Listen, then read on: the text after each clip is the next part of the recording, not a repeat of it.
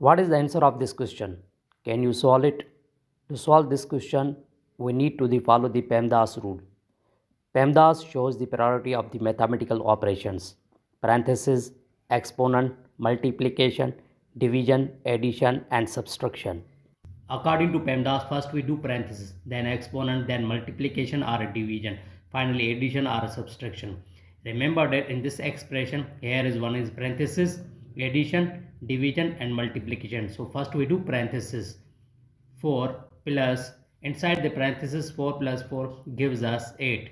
Then divide 8 times 9.